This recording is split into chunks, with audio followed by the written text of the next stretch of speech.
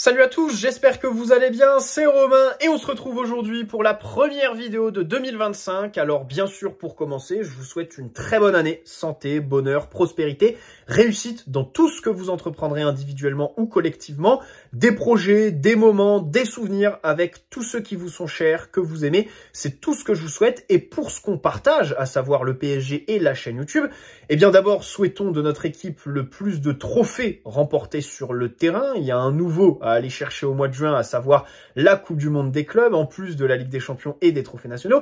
Et pour la chaîne YouTube, le plus de vidéos possible. Ça commence dès aujourd'hui, après 2 semaines de pause. On était en vacances, on a bien profité, on n'avait même pas débriefé le dernier match de 2024 à Lens, parce qu'à ce moment-là, j'étais déjà parti.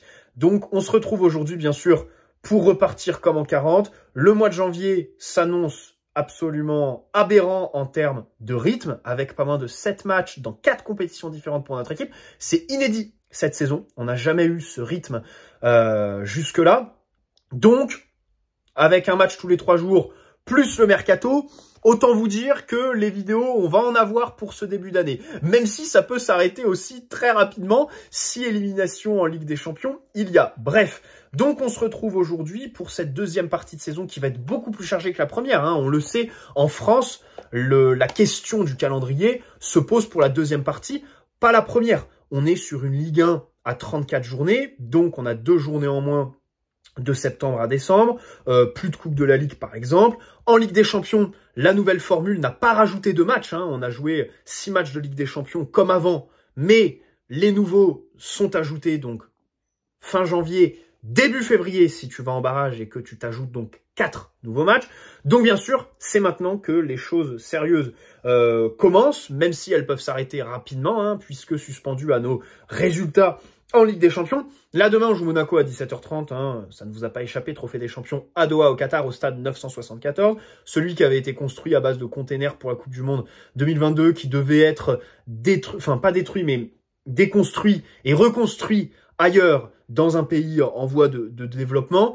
Visiblement, ce projet peine à aboutir, mais le Qatar accueille beaucoup d'événements dans ces prochains mois, donc c'est pour ça qu'ils prennent leur temps, parce qu'en fait, l'enceinte sert. Et visiblement, pour le match de demain, ils ont déjà vendu plus de 90% des billets dispo. Donc on devrait avoir un stade rempli, c'est 44 000 places je crois. Donc voilà, après ce match, on aura une semaine complète, puisque derrière, c'est la réception de Saint-Etienne au Parc le 12 qui nous attend.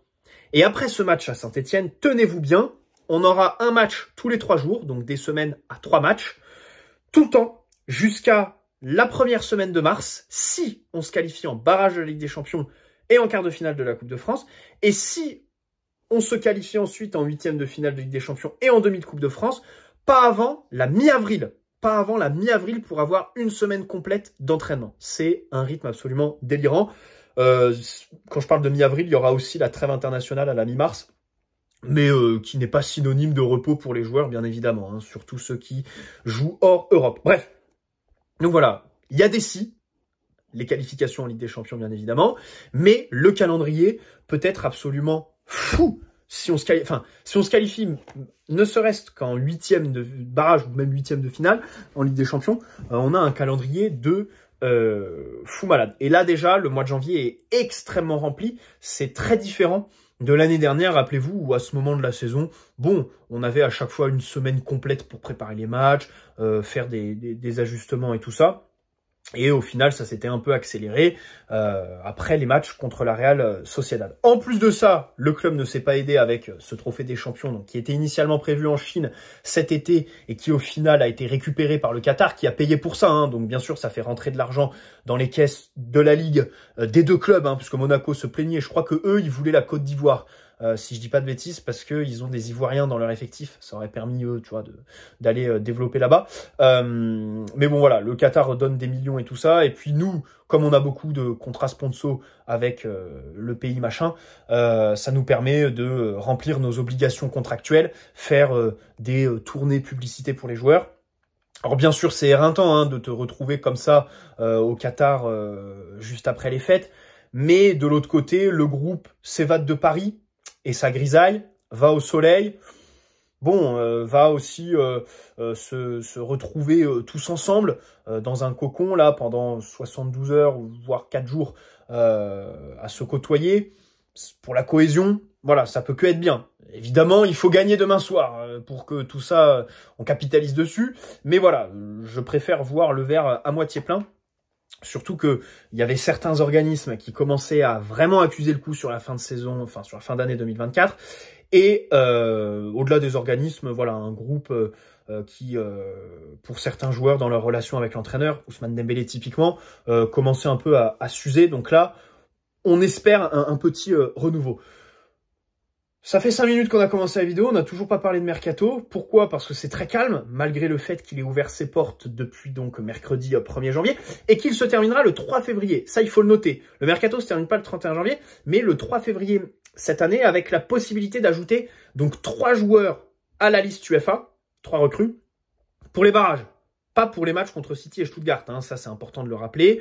On ne peut pas mettre de recrues sur nos 2 derniers matchs de poule, enfin de championnat, en Ligue des Champions, comme City, qui devraient recruter au milieu pour pallier à l'absence de Rodri, ne pourront pas aligner leurs recrues au Parc des Princes le 22 janvier. Donc voilà. Donc c'est assez différent hein, de l'année dernière où Lucas Beraldo avait joué le trophée des champions contre Monaco. Rappelez-vous, suite à la blessure de Milan Skriniar, justement dans ce match, Beraldo était rentré quelques jours après l'officialisation de son transfert. Là, dans le sens des départs, bah en fait, ça avance pas beaucoup. Hein. Skriniar et Kolo Muani sont au Qatar avec le groupe, donc ça devrait pas aller dans le sens d'un transfert. On rappelle que Skriniar, juste après Noël, il y avait des infos qui disaient que le joueur voulait absolument partir du PSG avant la reprise de l'entraînement. Au final, on est encore très loin puisqu'il prend son temps. Il temporise avec Galatasaray, qui est l'intérêt le plus concret. Il y en a d'autres qui n'ont pas filtré. Hein. C'est vrai que on nous dit qu'il y a d'autres clubs qui s'y intéressent. Dortmund, début de semaine dernière, mais ça a très vite été démenti. Aujourd'hui, c'est lettre morte. Et donc, c'est vrai qu'on ne sait pas trop comment ça va se goupiller. Kolo Muani, pareil. Hein. Là, ça parle du Milan, mais je vois pas comment il pourrait assumer son salaire, sachant que le PSG alors a fait filtrer qu'il voulait le vendre pour 60 millions. Oh, ça, autant vous dire que pipeau. Et pour un prêt, par contre, visiblement, le club ne veut pas prendre en charge même une partie du salaire. Donc, il faut que le club prenne en charge tout. Bon, c'est situé à hauteur de 4 millions, je crois, pour les 6 mois de prêt qui seraient envisagés. On peut aussi penser à Marco Asensio, qui n'était pas convoqué pour le match contre Lens en fin d'année 2024, qui globalement, depuis novembre, ne jouait plus du tout. Mais les échos sont contraires dans les médias, à savoir le joueur veut rester, est heureux et pense inverser la tendance. Tenas aussi. Tenas, 3e gardien, même si Luis Enrique aime bien dire que ces 3 gardiens sont sur le même pied d'égalité, il n'a pas joué une minute depuis le début de la saison. Alors il était pitsé par Rennes avant que justement il s'intéresse à Brice Samba, qu'il boucle le transfert, mais que Lens fasse capoter au dernier moment hier. Rappelez-vous, c'est actuellement, Lens fait capoter le deal face aux stratégies de communication de Rennes. Donc peut-être que Rennes, alors là visiblement Rennes veulent continuer sur Samba. Ils veulent faire le forcing. Peut-être qu'au final, ils vont rajouter 5 millions.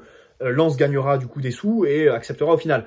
Et Brice Samba sera transféré. Parce que ce qui est parti, c'est sur le banc pour la deuxième partie de saison. Voilà. Dans tous les cas, si Rennes abandonne Samba, peut-être qu'il pourrait revenir sur Tenas. Pourquoi pas? Et là, on sera en position de force. Parce qu'on sait que déjà, ils ont mis 20 millions sur Seko Fofana pour le rapatrier d'Arabie Saoudite en plein mois de janvier. Bon. Et 15 sur Brice Samba. Donc on sait que là, Rennes, c'est globalement le club le plus actif, enfin, le seul club actif en Ligue 1 sur ce début de mercato. Il y a Reims qui vend son défenseur Agbadou à Wolverhampton.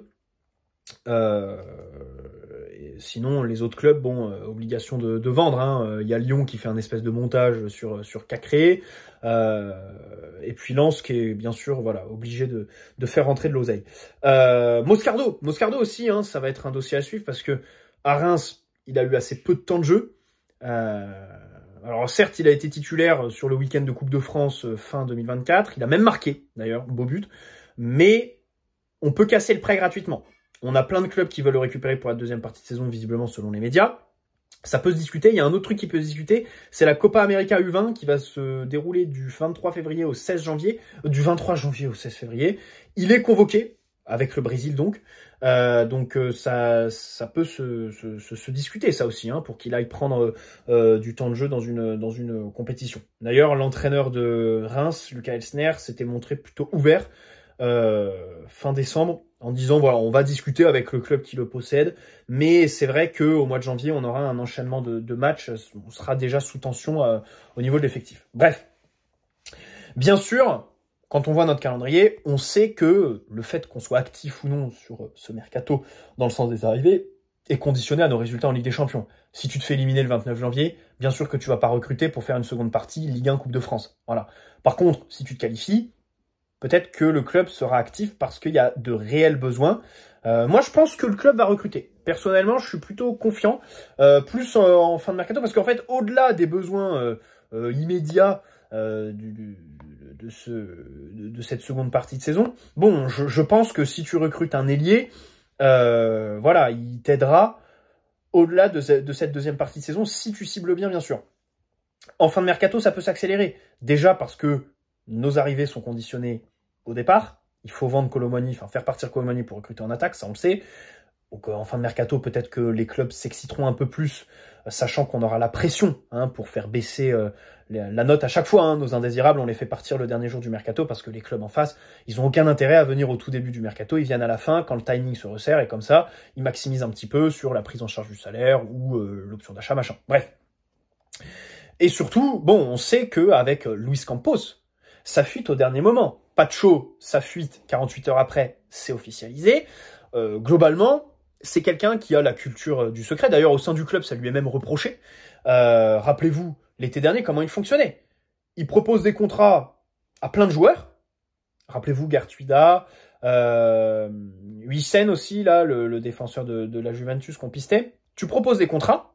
Ensuite, pendant 2-3 semaines, bah en fait, tu les laisses un petit peu de côté et tu reviens une fois que tu as ciblé sur celui que tu veux faire. Voilà. Et c'est vrai que des fois, il y en avait certains qui avaient un contrat en main de la part de Luis Campos, mais au final, en fait, Luis Campos ne revenait jamais. Proposer le contrat et il allait jamais revoir le club parce que ça l'intéresse pas. Donc peut-être qu'on est à cette étape-là. Étape durant laquelle les joueurs qui se voient proposer le contrat n'ont aucun intérêt à faire fuiter dans les médias que le club s'intéresse à eux. Tu vois ce que je veux dire?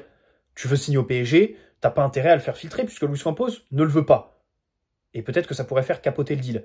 Or, quand Luis Campos décide d'aller plus loin et donc contacte ton club, déjà ton club peut être susceptible de faire filtrer dans la presse pour faire monter les enchères. Et puis ensuite, bon, c'est mathématique. Plus le dossier avance, plus il y a de personnes qui sont dans la boucle.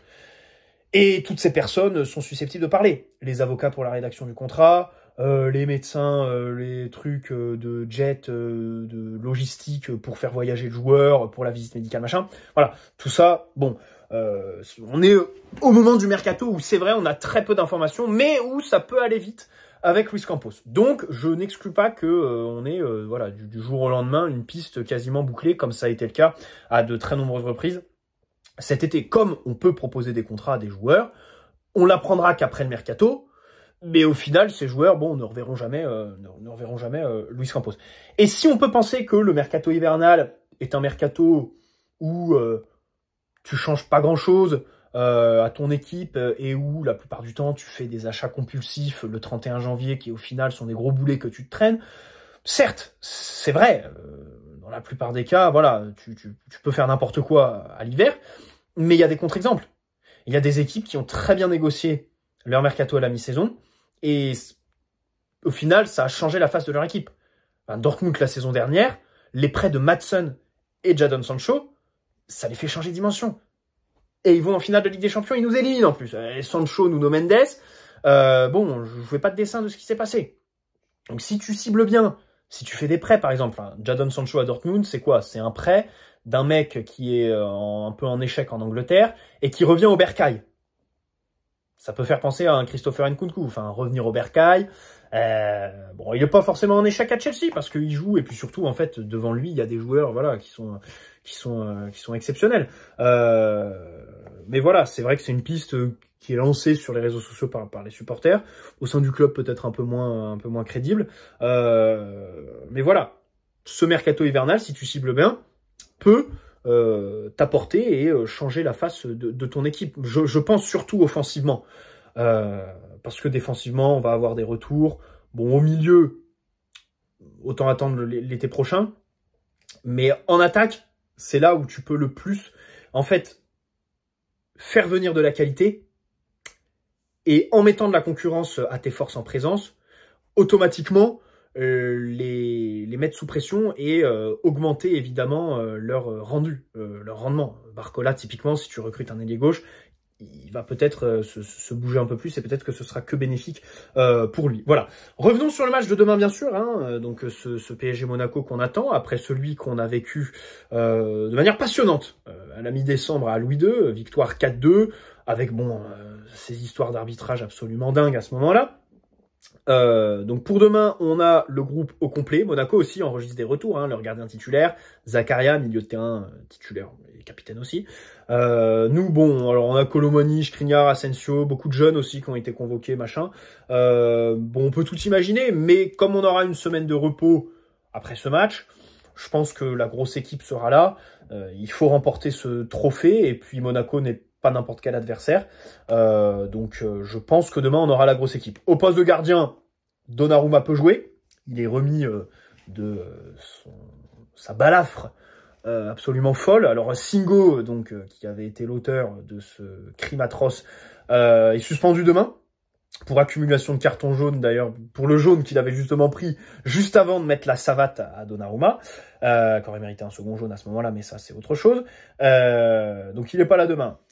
Normalement, Donnarumma postule à une place de titulaire. Après, Safonov a fait un bon match contre Lens. Hein. Alors, au-delà de la séance de pénaux, où il en repousse 2, où voilà, c'est vraiment son premier moment marquant au club, il y avait eu avant 90 bonnes minutes. Avec des arrêts à propos, à la relance, rien à signaler. Peut-être une sortie à un moment donné. C'est vrai que finalement, est-ce que les sorties, ce serait pas là où il est le plus décevant? Alors, on se souvient de celle malheureuse face au Bayern Munich sur corner. Là, pareil, contre Lens, il y en a eu une au point. Bon, à chaque fois, c'est pas vraiment à propos. Mais voilà. Et surtout Donnarumma, je prendrais mon temps dans sa réintégration, machin, avec son truc. Alors après, je suis pas médecin. C'est vrai que c'est une blessure qui n'a pas entaché sa capacité à performer physiquement. Peut-être que mentalement, il va y avoir un a priori sur les sorties au début. Mais physiquement, voilà, tu peux le faire revenir. C'est pas comme une blessure musculaire. Mais bon, personnellement, je serais prudent. Et puis, Safonov est plutôt dans une bonne dynamique. Ça ne me choquerait pas de le voir titulaire demain. En défense, on devrait avoir droit au classique. Hein, Hakimi, Marquinhos, Pacho et Nuno Mendes. Arrêtons-nous un petit peu sur ce secteur. D'abord, Nuno Mendes, qui a fait l'actualité ces derniers jours. Parce que, rappelez-vous, le match au Parc contre Lyon, fin décembre, on devait officialiser toutes nos prolongations. Donc Vitinha, Hakimi et Nuno Mendes. Et bien au final, on s'est rendu compte que Nuno, c'était pas du tout fait, et que son entourage veut même plus discuter avec nous, en fait. Que là, on est au point mort et que le contact est rompu carrément avec ces équipes, parce que sur le salaire, ça coince. Visiblement, on propose pas assez. Alors, on sait pas ce qu'on propose, en fait. Donc, c'est très difficile de juger ça. Ce qu'on sait, c'est qu'actuellement, évidemment, Nuno Mendes est sous-payé.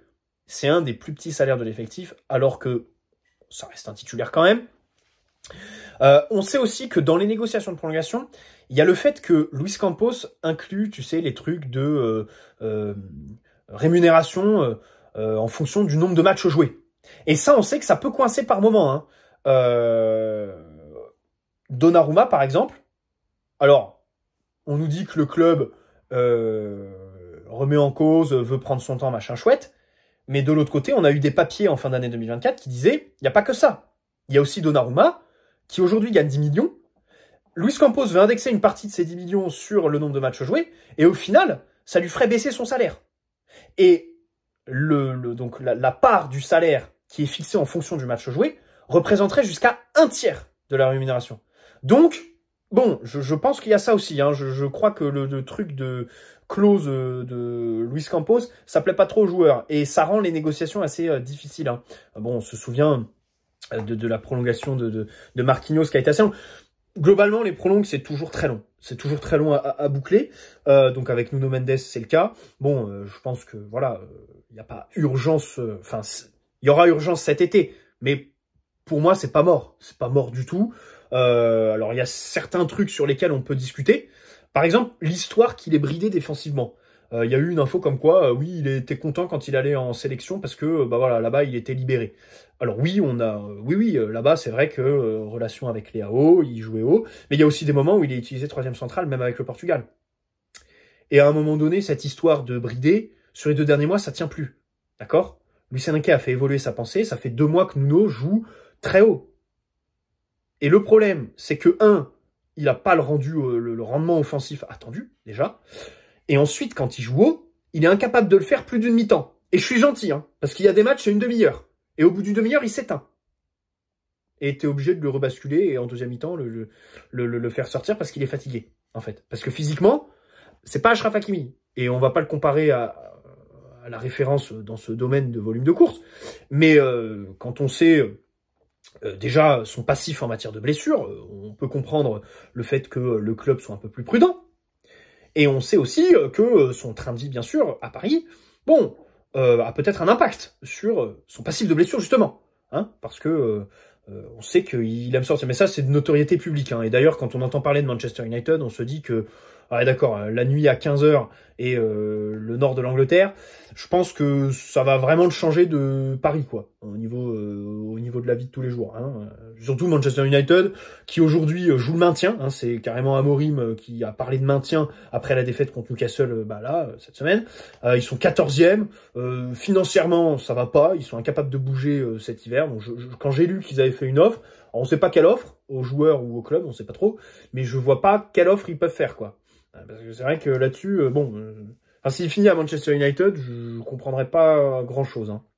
Parce que c'est vrai que de l'autre côté, au Real, bon, il peut y avoir une place, tu vois. Au Real, à gauche, voilà, ça peut se libérer. Il peut y avoir un petit jeu de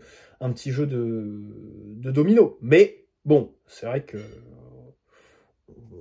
pour l'instant, on est assez loin de tout ça. Voilà. Mais dans tous les cas, l'histoire qu'il est bridé défensivement au PSG, ça, je peux plus l'entendre. Voilà. Ça fait 2 mois qu'on le voit. Il n'a pas le rendu offensif attendu. Et en plus, physiquement, il tient pas tout un match.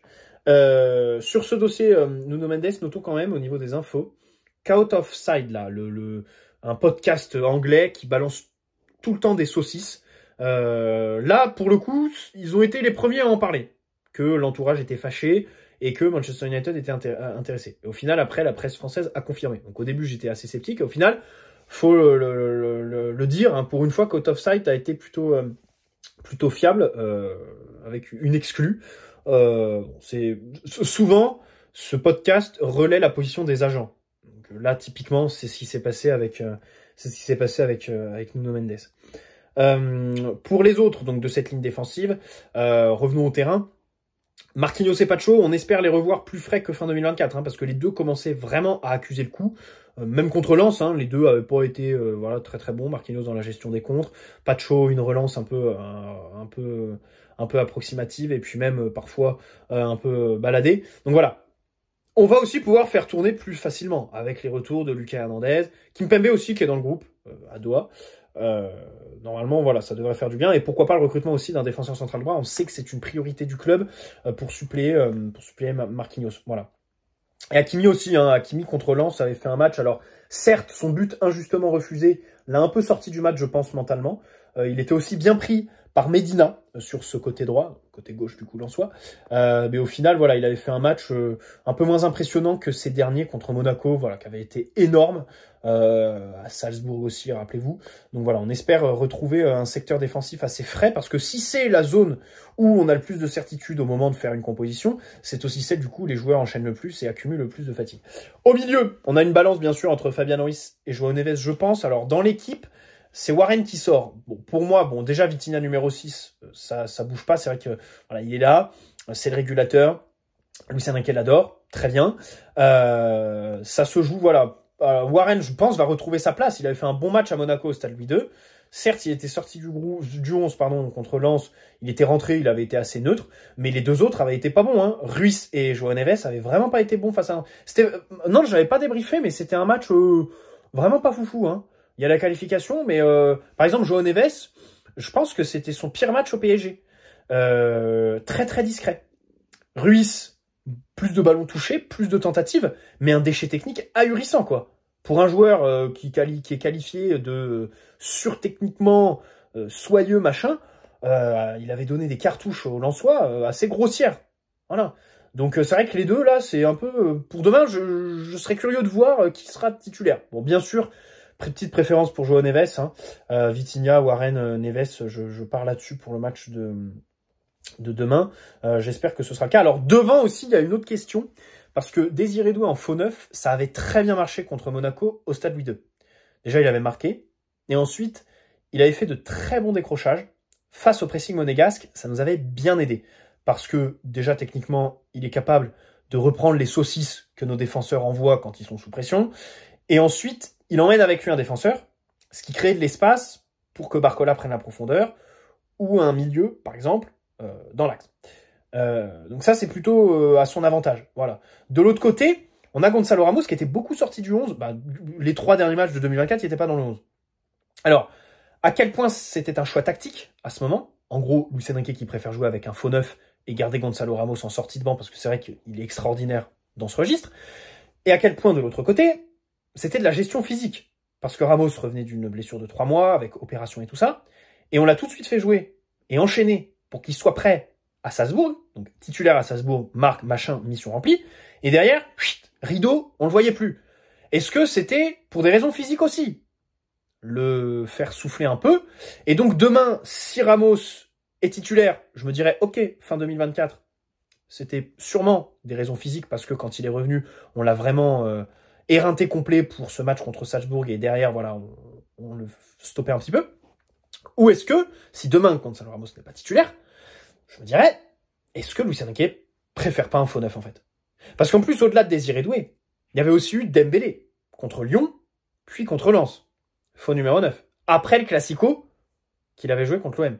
Donc dans les grands matchs, on sait que Luis Enrique aime beaucoup jouer avec un faux neuf, Dembélé, et Désiré Doué ces derniers temps, qui est en vogue, en confiance. Donc on verra, mais c'est vrai que là-dessus, il y a demain, il y a une vraie interrogation. Je pense que c'est le poste où le choix de Luis Enrique sera le plus éloquent. Ce poste de faux neuf. Après, pour accompagner, bon, Barcola, Dembélé devrait revenir. Ça, pareil, c'est 2 joueurs comme Marquinhos et Pancho que j'attends vraiment au tournant là, parce que voilà, Barcola a accusé le coup physiquement, il a beaucoup enchaîné sur la fin d'année 2024. Dembélé, pareil, il y a eu le rouge contre le Bayern, contre Arsenal, la mise à l'écart. Ensuite, voilà, des mises au banc, machin, la relation avec Luis Enrique qui était un petit peu distendue. Là, voilà, on espère qu'il va revenir. Bon pied, bon oeil, avec la même, avec beaucoup plus de motivation, détermination, et puis sur le terrain, beaucoup plus tranchant, voilà. Et Barcola, bien sûr, même constat. On se retrouve demain soir, bien sûr, pour le débrief, donc aux alentours de 19h. C'est bien, les matchs à 17h, c'est en fin d'après-midi, là, c'est cool, c'est pas trop tard le soir. Après le repas de famille, comme ça, tu te reposes, tu fais de la balade digestive, et puis après, tu te poses devant ton match. On débriefera ça, et puis bien sûr, semaine prochaine, on enchaînera sur les vidéos mercato, machin chouette, parce que du coup, la semaine prochaine, on aura du temps, hein, parce que les autres... faudra tout débriefer, tous les 3 jours, les avant-matchs, les machins. Donc voilà, les amis, prenez soin de vous, et on se retrouve bien sûr demain pour le premier débrief de l'année 2025. Ça fait du bien, hein, parce que là, c'est vrai que c'est une des rares fois où j'ai vraiment et complètement déconnecté pendant bien 2 semaines. Et puis surtout, en plus, j'ai fait que vagabonder, donc c'est vrai que ça a fait un bien fou, mais on est de retour, bien sûr, pour toujours plus d'aventures, et on espère que le PSG ira le plus loin possible, qu'on aura le plus de matchs à débriefer cette année. Ciao les amis, prenez soin de vous.